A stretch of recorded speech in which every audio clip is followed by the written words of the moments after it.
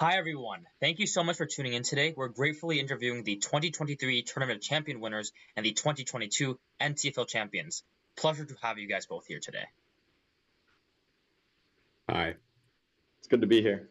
Yeah, of course. So, just as a quick introduction, Michael and Alex, known on the circuit as Durham HH, are in their fourth year of debate at Durham Academy. They have won 3 national championships, including the Tournament of Champions Gold, NCFL Grand Nationals, and the NDC National Novice Championship, and were the #1 ranked team in the nation last year as per NSD/DD rankings. So far in their career, they've amassed 10 gold bids and 2 auto qualifications to the Tournament of Champions, qualifying in their sophomore, junior, and senior year. In addition, they've qualified twice to the NSD tournament, and they're both NSD academic All-Americans. So, just to quickly learn more about your career in debate and your history, we'll start with a very basic question. We can start with Alex. How did you guys get started in debate? I met Michael in like 7th grade. We're in the same like little homeroom, and we like to argue with each other. So when we got to high school, debate seemed like a pretty obvious activity to be pulled into. I think how it works on our team is like you try out some different events before you go anywhere. So we both went to LD first, and I didn't like LD very much. So I begged Michael to come do PF with me, and he was reluctant, but I convinced him to switch. Love it. Yeah, is that the same for you, Michael, on your side of things? Yeah, I'd say that's basically the same for me. I mean, my brother did public forum, so like I was kind of going to do debate when I got to high school, and I definitely had that history. Like Alex and I debated like every single day in middle school, but that kind of led to an interest in debate, and then we joined the team, and then it kind of just all came from that. Okay, that's really interesting. I've never heard like just debating in middle school, and then especially in homeroom. What were you guys debating about? Just very curious. Like, do you want to give us like an inside look into what middle schoolers are talking about at that age? We can start with Alex, I guess, again. I mean, I wouldn't call it debating. We're just more so bickering, but like in a fun and academically interrogating way. We like to talk about politics. Yeah. At the time, it was around the 2020 election, and I do not have any views of this man now, but at the time, Michael and I were supporters of Andrew Yang. So we had us and our young selves had a lot of time discussing him. Okay, that's amazing to hear. Yeah, Yang Yang was a huge thing back then. It's really great to hear you were bickering in middle school. Okay, we'll go on to the second question. We'll still talk about your debate history. So, were there any teams, people, or coaches that served instrumental to your growth as a debater? And we'll start with that, Michael, this time. Well, I think kind of like all of the like coaches and like student leaders that we interacted with on the Durham team were all like really instrumental. I mean, there was Danny Siegel, who was our coach when we were freshmen, and he was an assistant on the Durham team. And he graduated that year, but he was really helpful in kind of teaching us like the fundamentals of debate. And our freshman year also, Anna Brent Levenstein was the captain, and she later joined our team as an assistant coach, and she was also really instrumental in all our success. Then I would say, thirdly, Emma Smith, who was also an assistant on our coach, who actually graduated just this past year. She was kind of with us like every step of the way, and we owe like a lot of our success to her. And then finally, I would say definitely Elliot Beamer, and then Crawford Levoy. Yeah. Obviously, because he's the director of our program, and Jeff Welty, who was actually our public forum coach, but retired after we became sophomores. Yeah, and so I agree with what he said. Like basically, obviously all of our coaches. I would say when we first started out in our freshman year, that was like during COVID, so it was pretty difficult to kind of get acclimated and feel comfortable with like some of those new people. So two people that were like students at the time that like really helped us kind of get situated and like made us like, felt like we belong and like taught us stuff was, Anna, who is a senior at the time, and also Ani Sakija, who is a sophomore, who like reached out to us pretty early. So that was very helpful. Yeah, totally. Okay, I mean, a lot of familiar names I've heard from that, and I think that's fantastic. Now we're just going to shift a little bit more into some other details. So, one question I was very interested in was, how do you, as a team, broadly Durham HH, but also just the Durham PF squad, how do you prep together? How does that work? And we'll start with Alex. It used to be very, very inefficient. Uh, Because I think up until like the end of our sophomore year, just every team would prep on their own. And then how that would end up going is like the topic shifts in a certain sort of way. So then we'd go to tournaments, and then we'd find out that all of us are reading the same like 5 arguments, just that we've each written differently on our own. And we're like, damn, that's a waste of time. So since then, the team, and especially like the teams that tend to travel a lot, they prep together. We try to meet up and like discuss ideas. Like me and Michael and some of the kids who are going to UK this year just went to Starbucks for lunch today. It was a Barnes and Noble. It was a Starbucks inside a Barnes and Noble. And I think I don't know how we prep as a team, Michael. I don't know. You could take. I would say it's not like our prep is like the exclusive prep that no one has access to. Like everyone on our team, on the team, kind of preps together. And I think like mainly all of our prep occurs like through the team. Like we're not really a part of like a really big prep group composed of like many different schools. The Durham team itself has enough like debaters who are kind of committed to doing that work that we kind of prep on our own essentially. Yeah, and I mean, what I find pretty interesting is, when you have, basically your team prepping together, that's also a year where we saw huge amounts of success for the PF squad at Durham. Like three teams ranked super high, top 10 pretty consistently. Okay, but that's a really good insight onto how you guys prep. We might talk about that later. But another big question that I think most debaters run through in their career at least once is this idea of quitting. So, did any of you guys think of quitting ever in your debate career? And this time we can start with Michael. I would say no. Okay. But I think that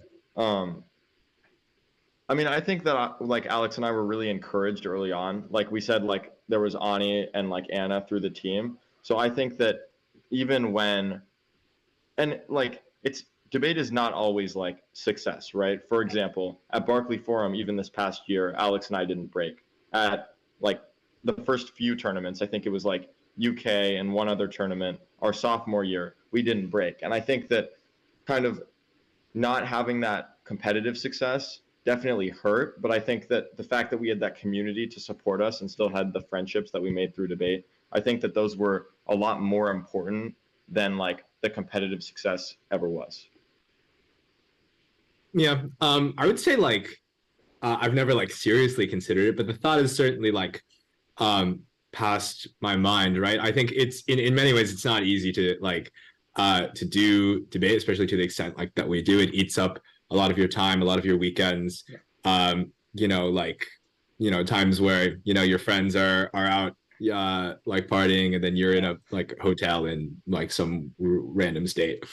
And I think, typically a lot of the fun in the community balances out. Like Michael said, sometimes it can be difficult when you're kind of like investing a ton of time in it, and you're not like necessarily getting what you want out of it, or you feel like you're plateauing or things like that. It can certainly be very difficult. But I think that like being on like a team and like being a part of a community, like whenever we're actually traveling and like we're just having dinner with the team, I always think like it would be very hard to leave all of those people behind.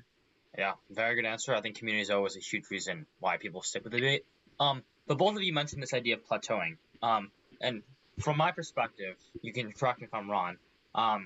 You guys saw success pretty quickly, I think, in terms of sophomore, junior year, especially in junior year, right? So how strong was this plateau for you guys? Like, did you really feel it? Do you think it was an issue?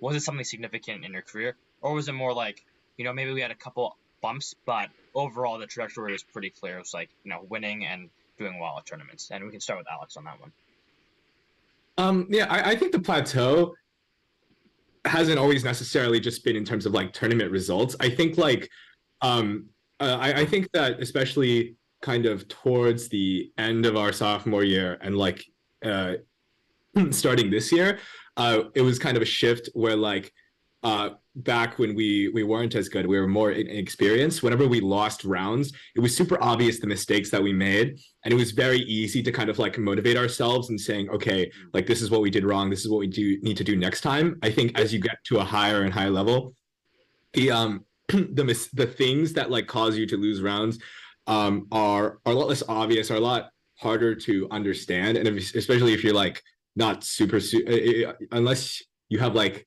you have to have a very very open mind to like approach that sort of thing. And I think it can seem like you lose rounds where you feel like everything that you did was perfect, and I think that's where you can feel very frustrated because it's one thing to not get better necessarily in a time, but to know what you need to do to get better. I think it's very difficult to feel like you're doing everything right and still not getting what you want. Totally. Michael, you agree with that? Yeah, I would say it's a lot more frustrating when like you don't really know what's going wrong. Yeah. But I think that those were much more like learning curves than they were like us plateauing and like being unable to figure out how to solve the situation. Okay, gotcha. So you always knew what to do basically when you were losing, which was really great. Really cool. Okay, we'll move on from there. So you do mention some aspects of the community that are really great. But if you had to single out one thing you find most enjoyable in debate, what would that be? And we can start with Michael. I think it's probably like hanging out with the people on, I would say primarily on the Durham team, but there are also like lots of people from other schools that we like to hang out with. So probably like the relationships and um, kind of being able to like bond over things that aren't necessarily like tied to like competitive objectives or prep or anything like that. So it's kind of the relationships that we build with people in the space. And I think being on the Durham team, a lot of those friendships are with like other people on our team because we travel with them so much and we see them in our day-to-day lives. Yeah, I agree. I think like when you travel with a bunch of people really often, like you kind of become like a family, and you get really close, and those are very unique types of relationships that you don't really get elsewhere, especially since they're all like centered around a common thing that you do together that all of you can kind of share in and talk about. And like that's not necessarily true with like any other groups of friends that I have outside of debate. um and also it's really great to like meet all sorts of people like across the country, right? Because I think I know a lot of people that live very very far away from me because of debate that I otherwise maybe would have like never spoken to in my entire life. So that's definitely very cool in terms of community. Totally. I think every national champion we've interviewed has that community, so that's pretty cool. I think it's definitely a universal answer and it makes sense. But speaking about that community aspect, I want to ask quickly, what's your partner dynamic like? So we can start with Alex. Maybe you just want to describe what is it like between you two? Is there more authoritarian type guys? There, are you both laid back? Like, explain a little bit about that. That's a great question. I think we're pretty laid back. I think like especially this year, like we've found like a really good balance with each other, and that's another thing that like kind of relates to what we were talking about earlier about like things that contribute to whether or not you win rounds that you don't really think about.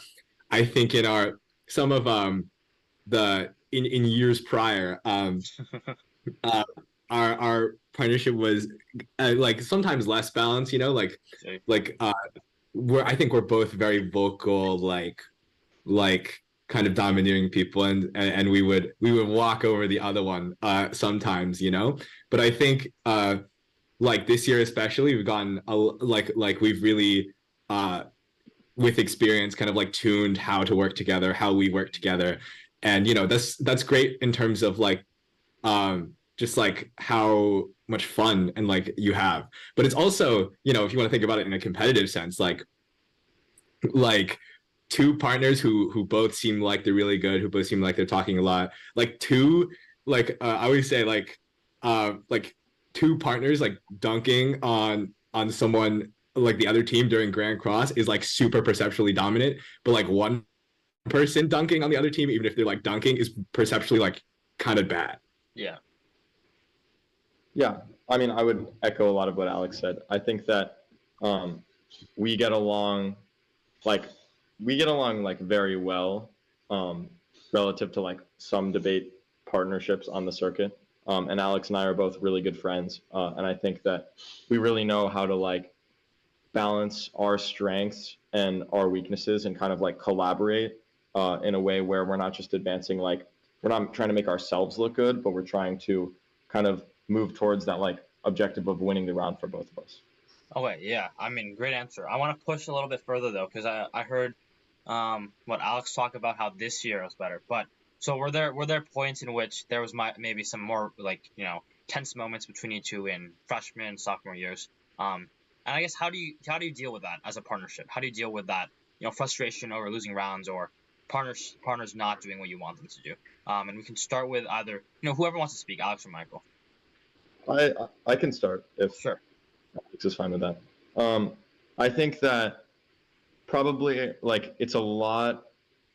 I would say a lot of like the stress that like you sometimes have during tournaments, like if you're on the bubble, etc., can make it so that like things are like tense between partnerships, and if people are stressed out, like it's harder to kind of like remember that you should be treating everyone that you interact with empathy. And so I think that sometimes like in the past when we haven't broken at a tournament or we've been frustrated, I think that that's kind of caused like minor arguments between Alex and I, but they've never really been like on the personal level or moved beyond kind of those minor instances. And I think Alex can talk more about that.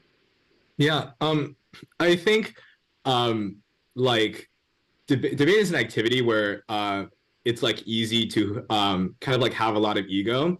So then, and then like I also think like as debaters, each of us kind of develop different ways that we like look at kind of debate and look at rounds and things like that.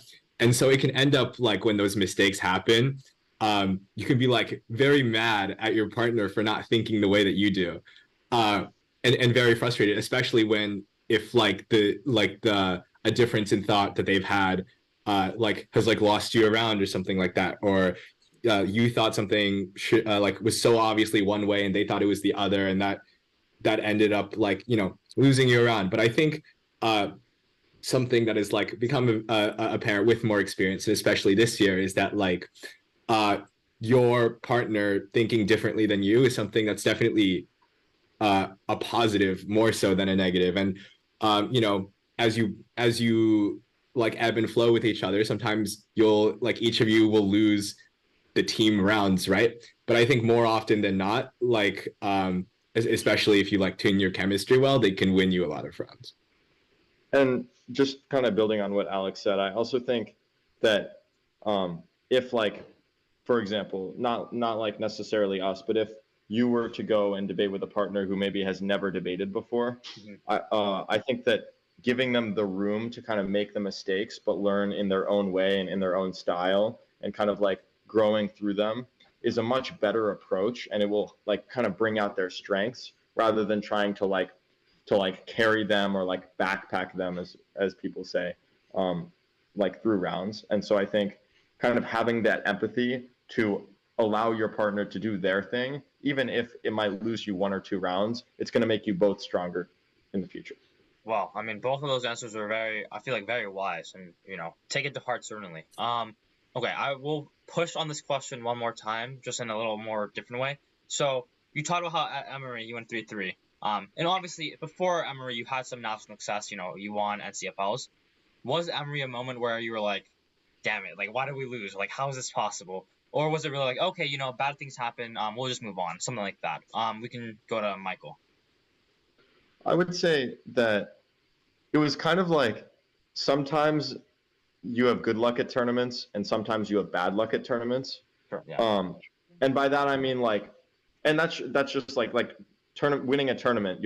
There's some luck involved, right? Yeah. Like you're gonna have to have a like high level of skill to compete in those rounds, but you're also gonna need to have like good cards drawn. At Emory, I'm pretty sure 4 of the teams that we debated in prelims, and there are 6 prelim rounds, were finished in like the top 10 in the tournament, which is statistically very unlikely. And then on the bubble, we hit Ishan from Strake, who was like generally the favorite to win the tournament, and he did end up winning the tournament. No. So I thought that there was definitely some bad luck involved, and I think that definitely made it feel less like we had like lost it all and like we'd lost our touch and we weren't going to win again. But I also think that I just think that it didn't really go our way, and I think we were able to recognize that and recognize like sometimes you do everything right and it's just not your time. Yeah, I think in terms of like the emotion that you're talking about, for our season this year, that would have not so much been Emory, maybe like Princeton. We didn't break at Princeton, and that was a tournament where we felt like we were in like a really good place. We'd done pretty well at like Blue Key like a few weeks prior. We'd done like very, very well on the high speed rail topic like a few like months prior. So we came in with a lot of confidence, and I think that was a tournament where during the tournament we felt like we were losing a lot of rounds, but we were doing everything right. And yeah, so like I think like in those moments you can be like a little bit stuck in a rut. But I think with that and with Emory and with any other tournament that we've done poorly at, right? Like with time, I think there's some added perspective into maybe why we didn't do so well in that situation. Yeah, no, I mean, also, I mean, I didn't break at Princeton this year. I remember actually, like, I think it was either talking to you or talking to Veer about, not breaking. I was like, damn. But I mean, that just goes to show, I think community is also really important. Like, talking to teams that don't break and you don't break along with them, that's honestly a great way to just vibe with teams. But yeah, very well said. So we have 3 minutes left. We're going to switch to the new Zoom. So one question I really have to ask, right? So Durham PF, you have 3 teams this year, which are ranked top 10 at least. Champion TOC, semi TOC, stuff like that. It's crazy stuff. How does that happen in like the team culture within the team? Like, it's not just by luck that happens. What specifically might Durham be doing to build up such strong teams?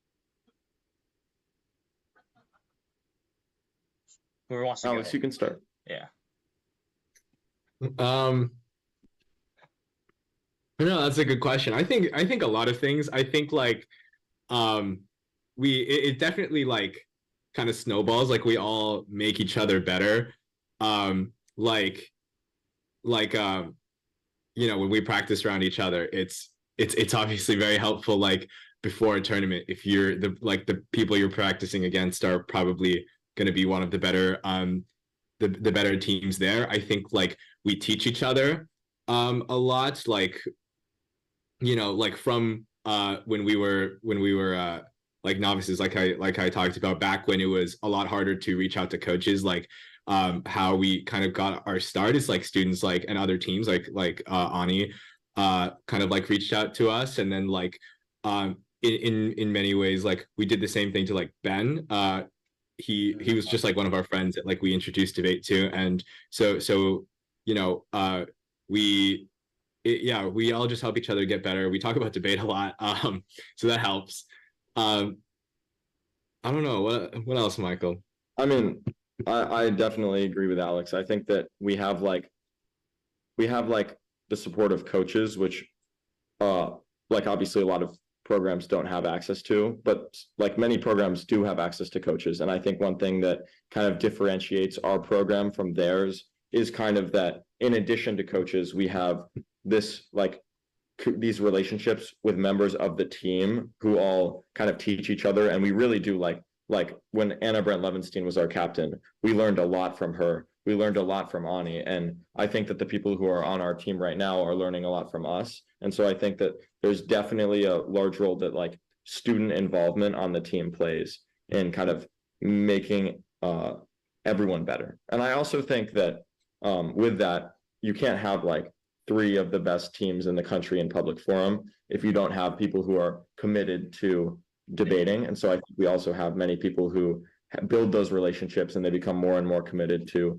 debate. And I think that that's also something that enables our success. So the relationships, but also teaching each other. Okay. I also I think our coaching staff specifically does a really great job of like kind of keeping us like grounded, I guess. I think like, you know, when you're out there in PF and you're like, you know, trying to make your way through through debate and like through whether that be like navigating the community, navigating tournaments, like navigating your prep strategy even.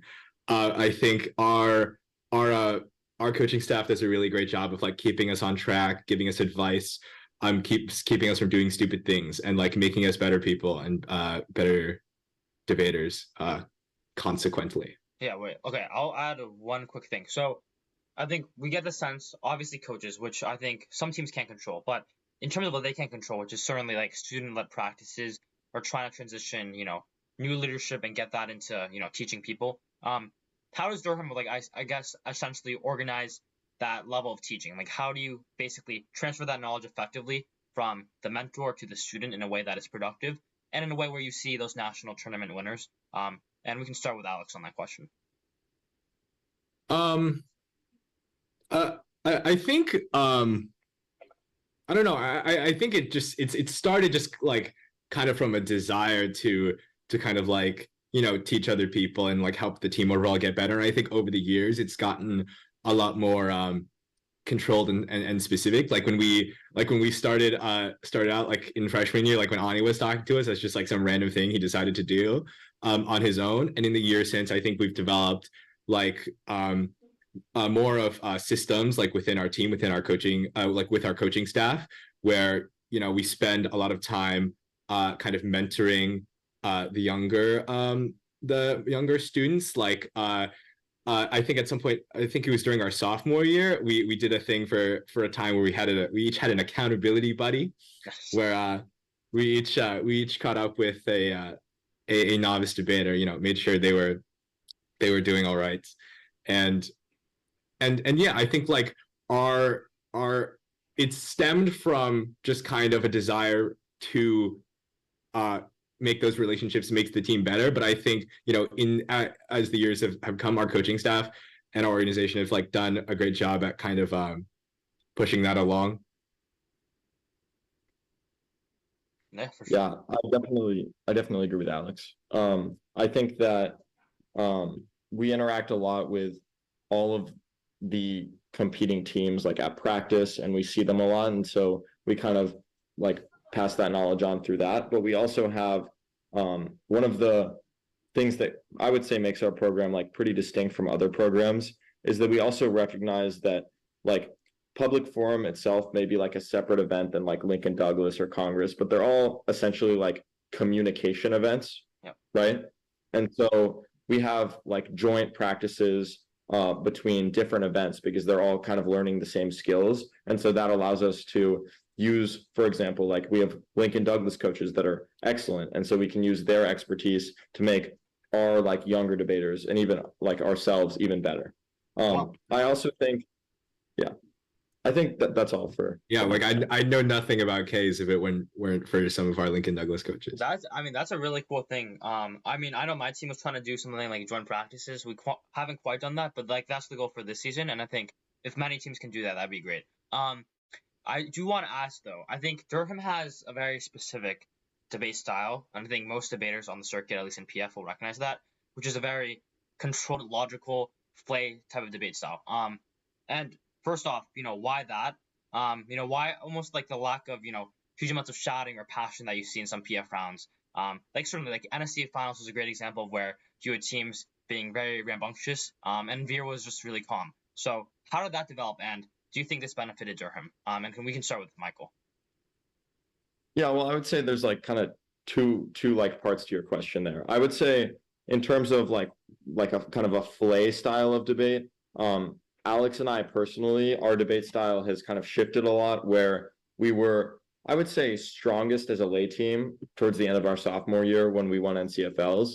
And then we kind of like grew better at like flow debate. And so now we're probably a better flow team than we are a lay team. But in terms of what you were saying about Whereas I think like Ben Hodges and Veer Prakash were some of the best flay debaters that have like ever debated. And I think that that was really their strong suit, like you said, on the net stage. On us being like calmer and not really aggressive, I think that that's kind of like we were talking about before, a product of us teaching each other and realizing that like yelling at the other team doesn't make you look good at all.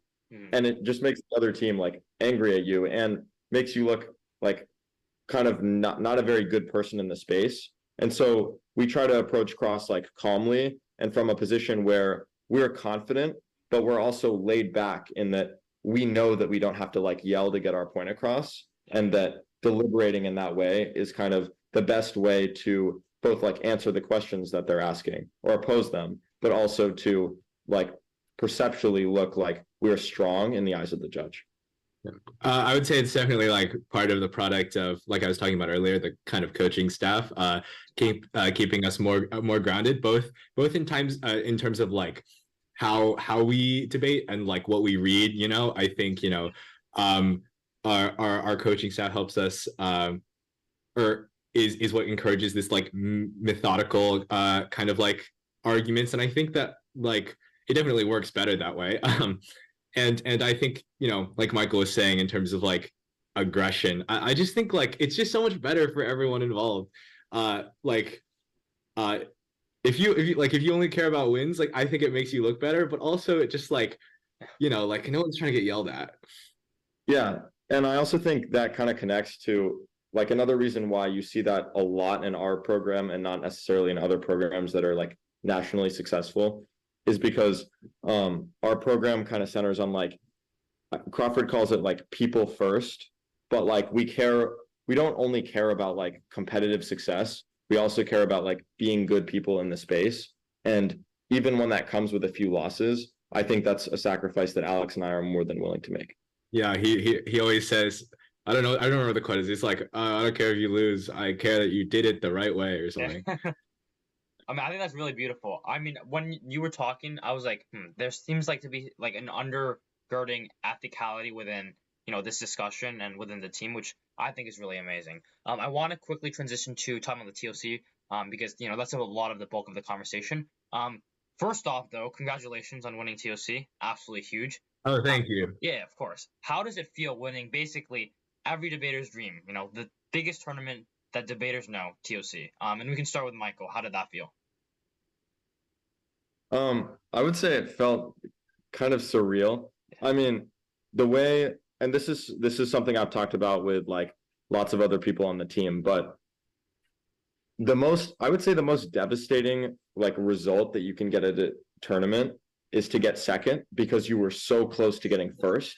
And so I think that like genuinely, and Alex and I have gotten second at like we have lost in finals at a few tournaments, and it's pretty devastating.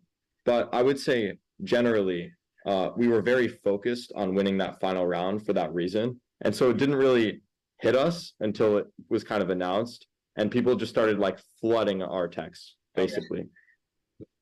Okay. I agree with the surreal thing, but for like different reasons. I think like something that we try to do, or maybe just I try to do, at tournaments is like, you just treat every round like it's just like you're just focusing on the next round. Because I think generally like us, and especially me personally, it's very easy to get like really, really stressed at tournaments, and it'll like really suck, right? But I think like sometimes to like just kind of step away to calm down, you go into a round, you like get into a few speeches, and then you like remember like, oh, I actually really enjoy doing this. So I wasn't really thinking about it that much until like maybe a while after, and then it was pretty crazy. I think like the weirdest part for me is just like kind of seeing our like when I go on like the tab page and like I'd see our team code up there. So I remember when I was like a novice, and I would like me and Michael like streamed the TOC rounds when we were novices, like it was the Super Bowl. And then like I'd remember our like seeing our team code on the tab page for like our locals, or we go like 3-1, and then it's like kind of crazy to see those two worlds meet. Oh, that's Yeah. amazing. I mean, for me, I was definitely one of the debaters that always looked at the TOC page, looked at the speaker wars, look at all the round recordings on PF videos. Yeah, it must be amazing to have that happen. Really proud of you guys. Um, Thank you. After winning the TOC though, was there ever a moment where you're like, either one, I have to win TOC now my senior year? Like, was that ever a concern? Or two, like, can I finally relax and debate now that I've basically won 2 national tournaments? We'll start with Alex. I mean, I think a little bit. Oh wait, I guess that wasn't a yes or no question.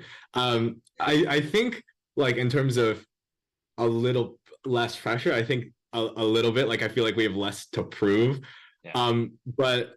But actually, yeah, that's probably what I say. Like going into this year, I think we have a lot less like focus on.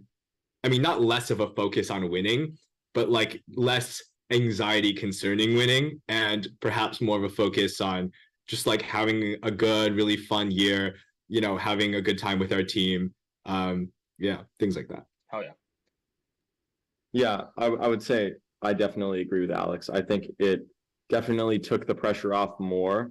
And I kind of feel like we can we can focus a lot more on like making sure that debate is like fun for us this year, because there's not really that like competitive success that we're like out there trying to seek to prove or seeking to prove to other people, I guess. Yeah, totally. And you talked about having fun in debate. How would you have fun in debate? And we'll start with Michael on that question. Is it like, staying up really late, 2 a.m. dorm nights, playing video games? Michael doesn't stay up. Well, I go to sleep pretty early Oh no. because I need sleep. But I would say it's kind of like Alex talked about, like the relationships, but Yeah. kind of maintaining them like without the like. I feel like the stress of kind of feeling like you need to prove yourself at a tournament and like really being like worried about that and how like that would make other people on your team like view you, or if you're like not good enough. I think that all of those feelings can kind of create a lot of stress that can impede having a good time with the relationships that you have with other people. So for example, like you might be really stressed out, so it's hard to have a conversation about something other than debate at a tournament. And those are the kind of things that really make tournaments fun. It's a lot less about the like W's or L's that are on the screen, but it's hard for you to realize that like in the moment, right? Yeah, I agree. It's like I was talking about earlier. Like sometimes if when you're like really stressed, it can like be easy to forget that like debate is just an activity that we genuinely really enjoy just like doing, and that can get in the way. But I think if we're less focused on that, like it's more of an opportunity to kind of just like appreciate the chance to go around the country and do what we really like. Yeah, totally. Okay. I quickly want to talk about, basically the big question. I think everyone wants to hear this question. But how do you think you managed to win the TOC? Like, what was your advantage? How do you manage to do that? Like, it's huge for debaters. They don't even think of breaking out the TOC. So how does one start even getting there? And, really trying to basically be in the position to start winning. And we can start with, we'll start with Michael because you have some time constraints. Yeah. I think that like a lot of it kind of goes back to like obviously you need a lot of experience. Yeah. But I also think that is experience on the topic. Like for example, Alex and I, 2 weeks before TOC, went to the King round robin with Veer and Ben, and competed there. And I think we had like 8 rounds or something on the biometrics topic. And we ended up closing out with them, which was great. And it was really good to spend time with them in Houston. But I think that we got a lot of preparation then on this topic. And then I think at TOC, we also kind of experimented with new strategies. Like, for example, we read framing on the AF at both the King round robin and at TOC. And that ended up being like a very good position to read on the topic. And we also had almost all of our rounds at TOC were flow rounds, and we kind of knew like on the technical level what was going to win in those rounds. So for example, we read like a lot of responses. In a lot of rounds we were faster than the other team. But but we were also reading like really strong arguments that we knew how to frontline and arguments that we knew how to win and responses that we knew how to win because we'd won them before, such as at the King round robin. And so I think that a lot of it was about those technical fundamentals and figuring out how to implement them, which started at King. Yeah. I mean, I think there's, I don't know, I would say like a few things. I mean, I don't think there's anything in specifics because I think, well, one, like obviously luck like plays into it a little bit, but also I think like when you get to really, really high level rounds and kind of, you know, going back to when I say when you feel like you do everything right, but you still lose, like the things that decide those sorts of rounds sometimes are really, really small things. And I think those like sorts of things and like paying attention to them is something that like we've built up over like many years of experience. Like I can think of so many examples of like little kind of ideas about debate and how to debate that we used to have when we were younger, and then like people older than us, people more experienced than us, our coaches told us that told us otherwise. And you know, whether we listened to them or we didn't, and we found out the hard way, like things that we picked up, like we used to try to read just like the squirreliest arguments on every topic. And then some coach of ours told us like, watch the final rounds of like some tournaments, like the arguments that people go for are never the squirreliest. It's like the ones that are the most nuanced, the ones that are like the truest, the ones that you can like frontline the most easily. You know, like we used to be really concerned about like about having like 80 arguments and we have to like break new every round.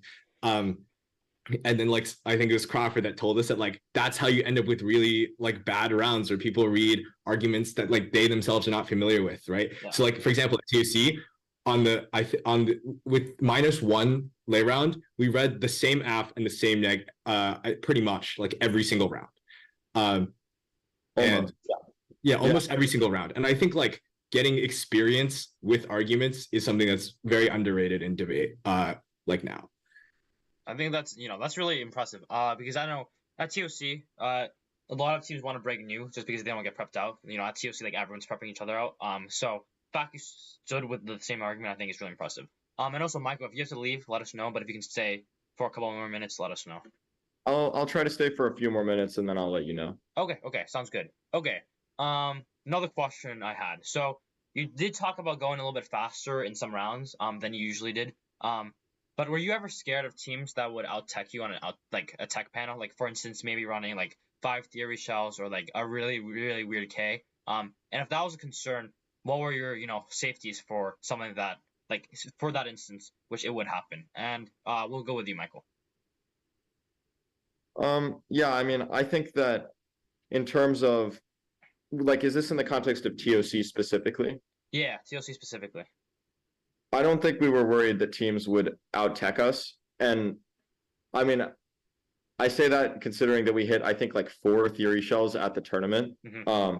But we definitely kind of through past rounds, and this is what Alex was talking about with the experience, we have like built up like generic responses that we read to theory that tends to beat theory, and kind of like broadly like pretty true arguments in response to those things, and we've learned how to implement those and how to win them. And so I think that whether or not a team was reading like 3 theory shells, which is basically what happened in our semis round, or whether or not they're reading like a K about the topic, which teams were like bordering on it, but they weren't reading like alts or anything like that. I think that because of our past experience, we had the tools to respond to those arguments, and I think we implemented those well.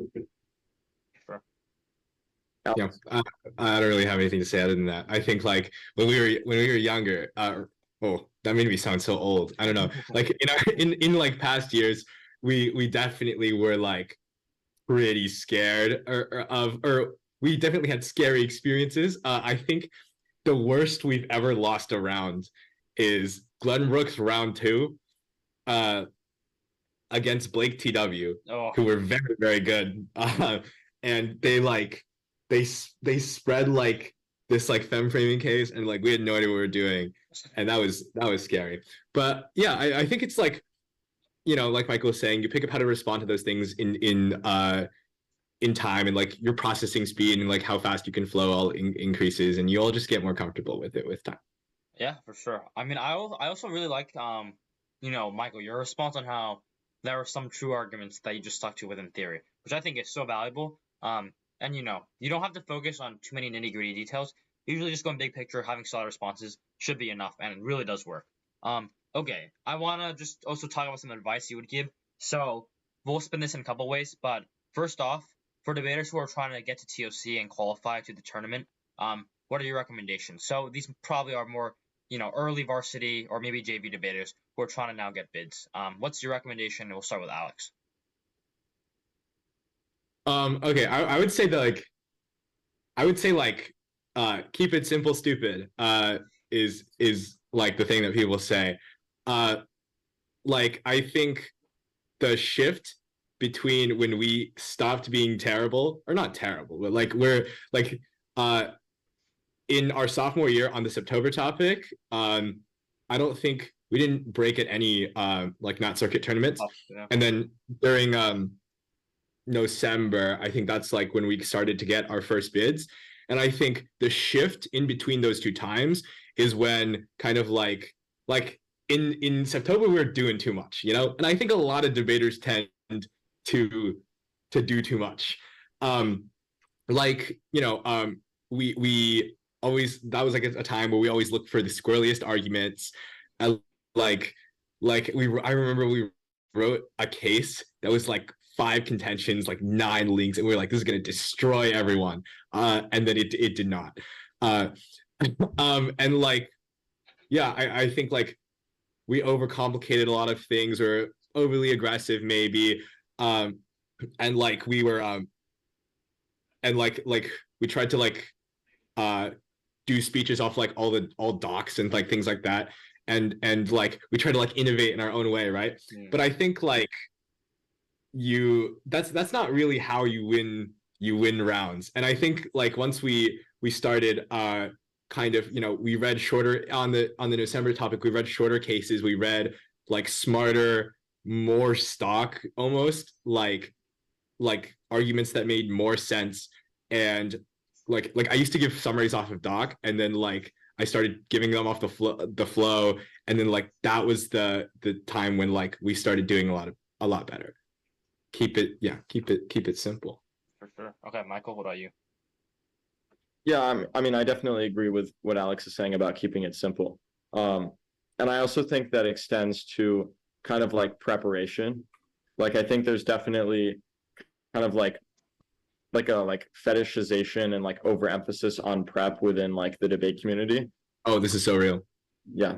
And I think that kind of like how you execute with the skills that debate provides you through experience and even through practicing. So for example, through drills will always be more important than necessarily like how many pages your block file is, right?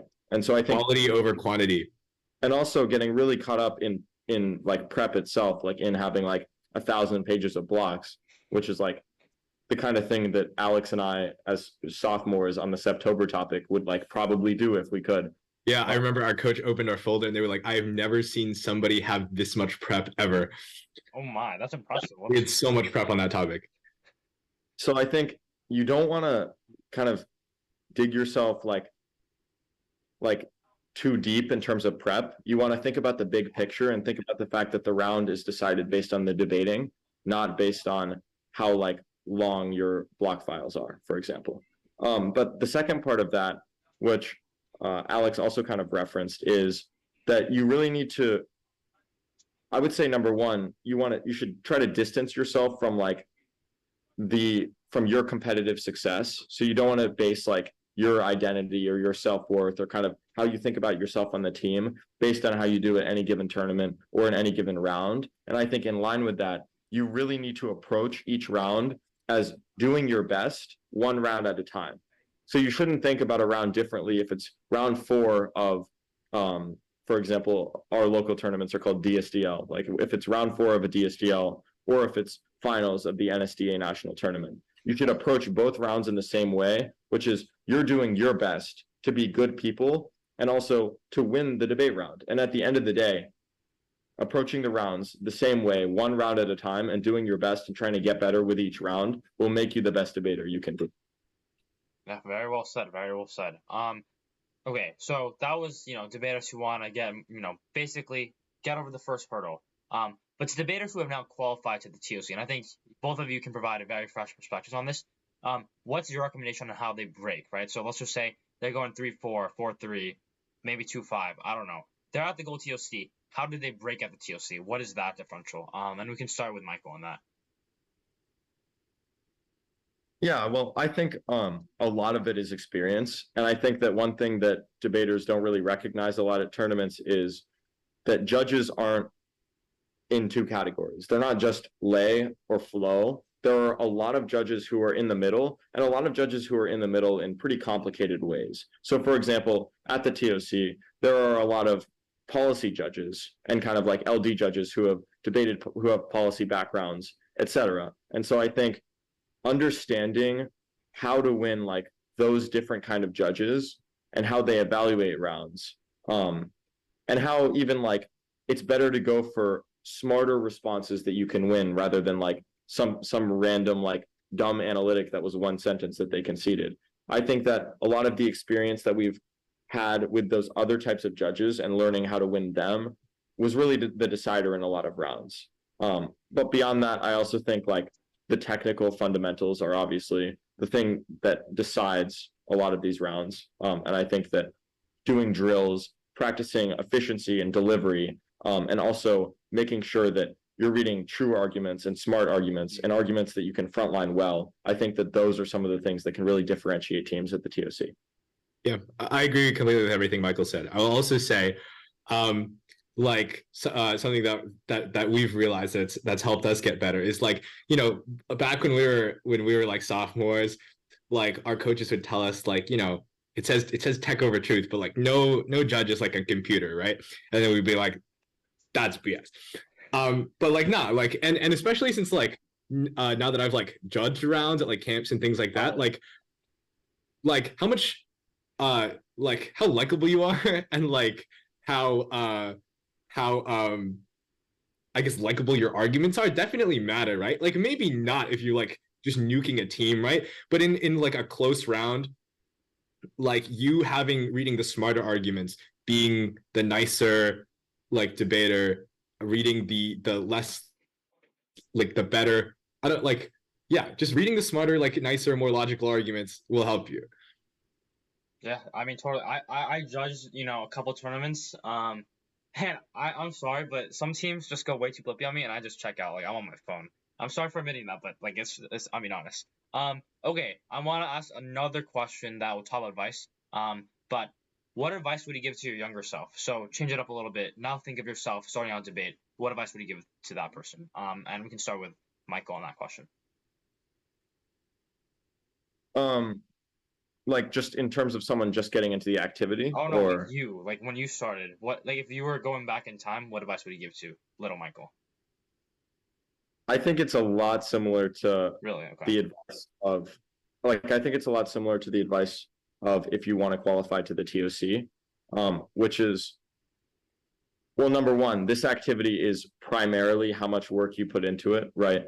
I think that a lot of people kind of like sort themselves really, really early on into their career as like I'm a good debater or I'm a bad debater. But I think that Alex and I, what, 3 years ago, or Alex and I 4 years ago, when we were like just starting out and when we'd basically never debated around, definitely would have lost to like 90% of the teams debating today. And so I think it's important to recognize that what kind of debater you are, the skills that you have, your ability to win rounds, and kind of the person you are in the space is not determined at the beginning. It's determined through the process. And that process is something that is important to invest in terms of like both your time, but also in terms of like your energy and your commitment to debate. And I think if you commit to debate, you put in the work, you gain the skills, you're going to be a successful debater. And I think that that's all you really need to realize. Beautiful. Yeah. Yeah, just like Michael, I think a lot of my advice would be the same as like what I would give to people trying to qualify to the TOC. I definitely overcomplicated things a lot when I was a younger debater. And like all of that would be helpful. I think, one thing for debating that I'll highlight, I think like debate is a lot of debate is confidence. And I think that helped Michael and I when we first started out. Like when we were novices, we won a lot of rounds, and like don't get me wrong, we were terrible.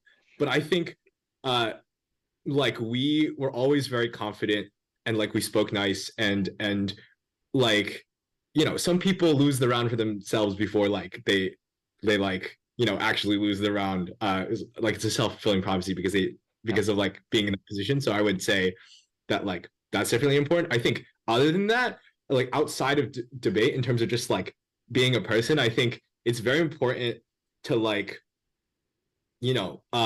maintain your health like outside of debate, both in like how you relate your identity and your like self-worth to things like rounds, and just like to make sure that you have like a healthy relationship with it. Because I think like we talked about earlier, it can definitely be hard, and I think a lot of people debate is like, because of that, is something that pushes a lot of people to like bad places, and that's why there is like this question of quitting that a lot of people ask. Yeah, I'm totally. And really, go ahead. Kind of echoing the last part of what Alex said. I think I would also tell my younger self that there are things more important than winning, right? Like Alex said, health is more important than winning, but also like being a good person in this space and making our community better and being someone that people want to be around is much more important than like how many wins you end up getting in your career or how many NSDA points you end up getting. And I think that that's something that if everyone in this space kind of like were told when they were just joining the activity, we would have a much more like cordial, but also a much more fun and even a much like better activity in terms of the skills that we learn. Yeah, hopefully a lot of people watch that and really internalize that message. But speaking of that message, what is your one message to the national circuit? Sum it up in like 2 sentences. Keep it brief, but keep it powerful. And we can start with Alex on this one. Like, okay, this is I don't know how brief this is, but I think the general sentiment is like we're all just like kids, and we're all just like doing this activity that we love. And I think that sometimes a lot of it is easy to lose sight of that. And I mean, this is kind of basically exactly what just Michael was talking about. But like, I think at the end of the day, the most important things are kind of community, being kind to each other in the space, making it fun for everyone. And I think like that's something that's really important to keep in mind. There's a reason that like in all of these interviews, the thing that people say that they enjoy the most about debate that's keeping them in the activity is like the community, right? So yeah, keep that in mind. Yeah, love it. Michael, you want anything new or different? I mean, I would just say like recognize that we're all like human and we're all like trying to do our best. Yeah. And so I think that kind of includes like an approach of like a very empathetic approach to how we interact with this space, and kind of avoiding like being mean to people or thinking that you're better than them, because at the end of the day, like regardless of how many wins that you have, we're high schoolers at debate tournaments, and it really like 20 years down the road, that's not going to be that important. But what is going to be important is kind of the people that we become, the way that we treat other people, and ultimately kind of the community that we build. And I think that that's really what we need to focus on. Yeah, like in 15 years, I'm not going to remember if I made octas or if I made quarters, right? But I'm going to remember the relationships and the fun that I had doing it. So you want to make sure that you let other people have that. Yeah, to the max. Since we only have a limited time in this Zoom, I'll ask 3 questions in my like short question segment. They'll be fun just to learn more about you guys. Okay, first, what's your favorite piece of literature? We'll start with Michael. Keep it short. Like a book? Yeah, anything you read. Probably the Topeka School by Ben Lerner, which is a book. It's a really good book by Ben Lerner's obviously an author, but it relates to debate, but it's also like it's a really interesting book on its own. I'll let Alex answer now. All right, Alex, go. I thought I had it on my desk, which is why I was looking around, but it's called Cooking as You Might Cook Again. And it's like this little book of like recipes that is designed to be, it's like, it's it's kind of like it critiques the kind of like tastyification, like this is how you make food, like that two people do on the internet. And it's like a very human like writing about like food, what it means to us, what you can do with it. And it's got a bunch of recipes in it. It's just no quantities. There's no quantities in it. Yeah. And I think it's really beautiful, and it speaks to kind of some of the most human things that we do. Eat things. That's Make things. beautifully said, and I really like both answers. Okay, we'll do one more question. One person you want to shout out. We'll start with Alex.